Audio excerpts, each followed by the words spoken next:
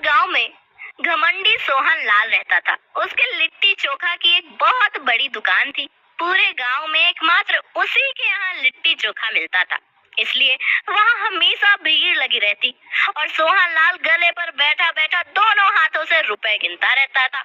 वह अपने कारीगरों के साथ बहुत बुरा बर्ताव करता था और उन्हें काफी कम पैसे देता था, जबकि लिट्टी चोखा की दुकान उनकी मेहनत के बदौलत इतनी लोकप्रिय थी। उसी दुकान में जीतू भी काम करता था।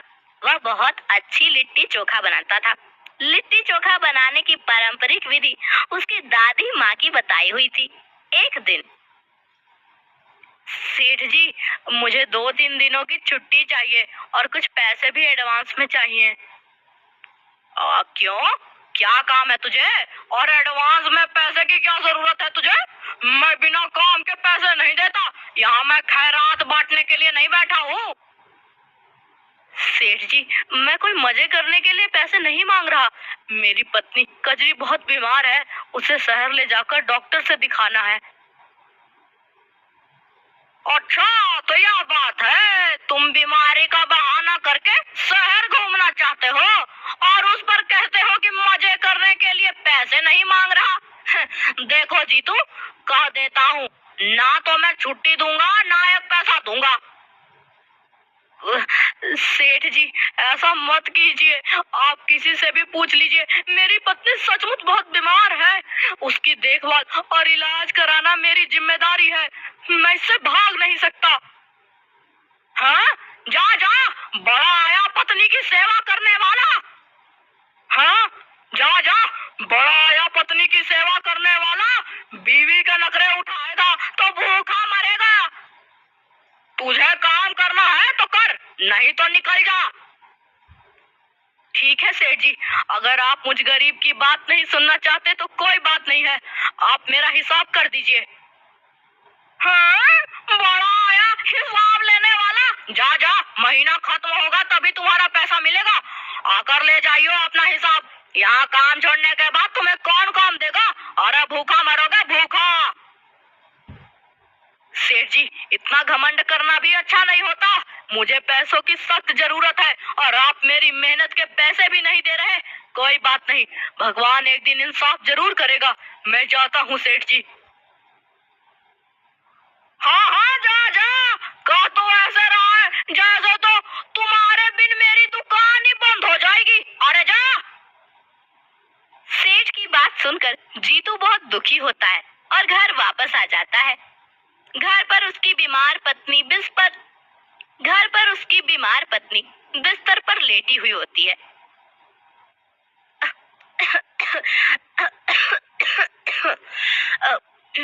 तुम आ गए जी? सेठ जी ने पैसे दिए क्या? नहीं कजरी, उन्होंने पैसे भी नहीं दिए और नौकरी से भी निकाल दिया। अजी, तुम वापस क्यों आ गए? मैं धीरे धीरे ठीक हो जाऊंगी ना, लेकिन काम छूट गया तो फिर हमें लोग भूखे मर जाएंगे। तुम्हारी बीमारी बढ़ती जा रही है कजरी, मुझे किसी तरह तुम्हारा इलाज करना है। मैं जाकर साहूकार से कुछ रुपए लेकर आता हूँ और शहर चलकर तुम्हारा इलाज कराता हूँ। बाद में कुछ ना कुछ काम ढूंढ लूंगा, तू चिंता मत कर।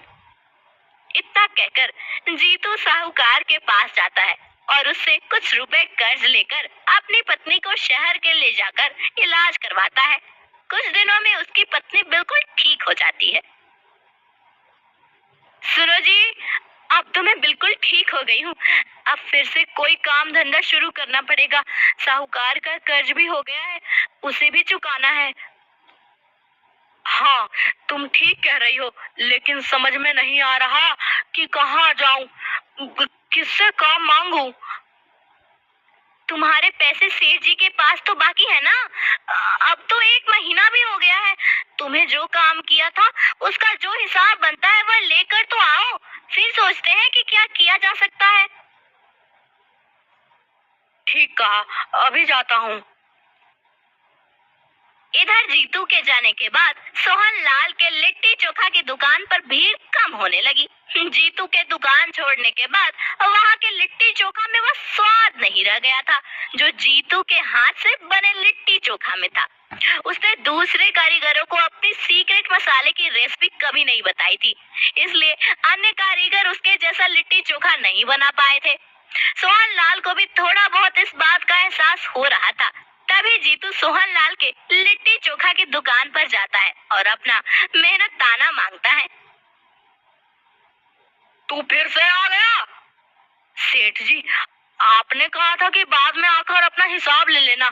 मैं वही लेने आया हूँ। कृपया करके आप मेरे पैसे दे दीजिए। अरे, जब चाहे मुंह उठाकर आ जाते हो। अभी मेरे पास पैसे नहीं है, दुकान में बिक्री भी कम हो रही है। तुम पैसे बाद में ले जाना। सेठ जी, मेरे पास थोड़े भी पैसे नहीं है और साहूकार से कर्ज भी लिया है।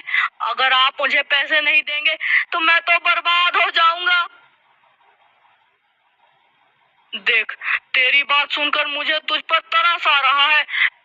ऐसा कर, फिर से दुकान पर काम शुरू कर दे। मैं तुझे पैसे दे देता हूँ। नहीं सेठ जी, अब मैं आपके साथ काम नहीं करूंगा। मुसीबत के समय आपने मुझे काम से निकाल दिया था। तो फिर जा, मैं तुझे अभी पैसे नहीं देता। क्या कर लेगा तू? सेठ जी, मुझ गरीब की बेबसी का फायदा मत उठाइए। मेरे पैसे दे दीजिए। जीतू के लाख गिड़गिड़ाने पर भी सोहन लाल उसे पैसे नहीं देता है। वह बहुत उदास होकर घर वापस आ जाता है। क्या हुआ जी? सेठ ने पैसे दिए क्या? नहीं कजरी, यह सेठ सिर्फ घमंडी ही नहीं, बहुत निर्दयी भी है। सुनो जी, तुम उदास मत हो। मेरे दिमाग में एक आइडिया आया है। कैसा आइडिया? देखो, देखो जी, गांव वाले कह रहे हैं कि सेठ के लिट्टी चोखा में अब पहले वाला स्वाद नहीं है। इसका मतलब तो यही हुआ ना जी कि तुम्हारे हाथ से बने लिट्टी चोखा में स्वाद है।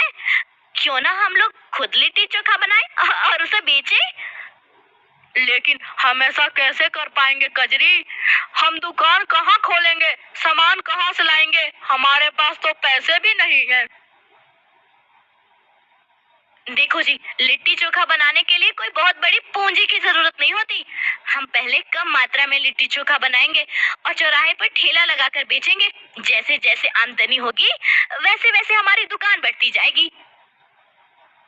अरे वाह कजरी, तुमने बहुत अच्छा सोचा है। लिट्टी बनाने का सामान तो हम मंगू बनिया से उधार भी ले सकते हैं। लेकिन क्या लोग हमारे ठेले पर लिट्टी चोखा खाने आएंगे? आएंगे जी, जरूर आएंगे। तुम देखना, हमारी दुकान चल निकलेगी। अब तुम्हें इतना विश्वास है तो हम जरूर लिट्टी चोखा की दुकान खोलेंगे। चलो तैयारी शुरू करते हैं। इसके बाद दोनों पति पत्नी मिलकर लिट्टी चोखा बनाने की तैयारी शुरू करते हैं। जीतू बाजार जाकर मंगू बनिया के यहाँ से लिट्टी बनाने का सारा सामान उधार ले आता है।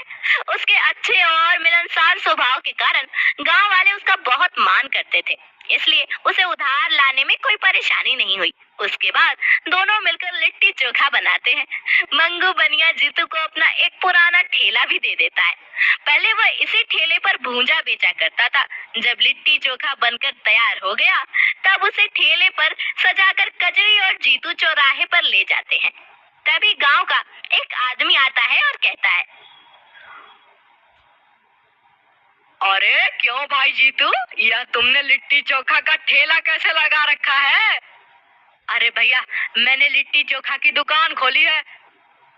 बहुत अच्छा किया भैया तुमने।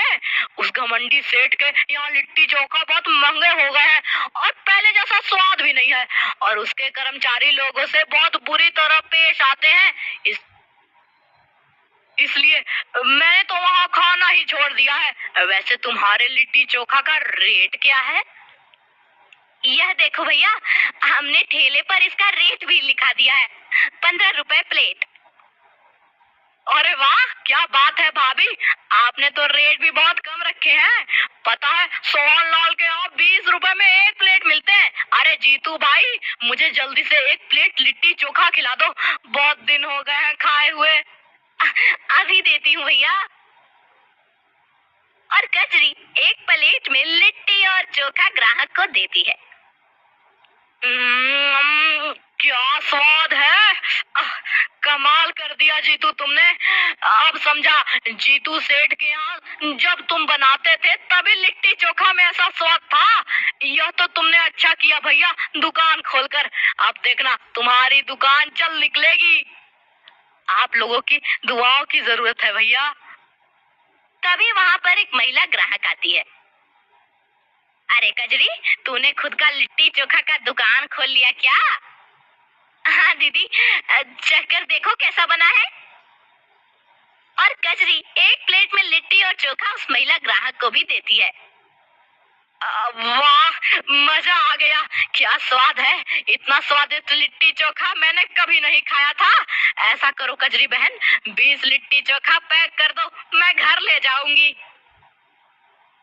अरे हाँ बहन, मेरे लिए भी 20 लिट्टी चोखा पैक कर दो। आज मेरे घर में भी सब लोग लिट्टी चोखा खाएंगे। इस तरह जीतू की लिट्टी चोखा की दुकान चल निकली है। गांव वालों को इनके लिट्टी चोखा का अद्भुत स्वाद और सुगंध खींच कर ले आता है। उधर धीरे धीरे सोहनलाल सेठ की दुकान में ग्राहकों की संख्या कम होती चली जाती है। एक दिन ऐसा आता है कि उसके यहाँ कोई ग्राहक नहीं आता और उसकी दुकान खाली रह जाती है। सोहनलाल का सारा घमंड चूर हो जाता है। वह दुकान में अकेला बैठा मक्खियां मार रहा होता है और सोचता है, काश मैंने इतना घमंड ना किया होता और जीतू के साथ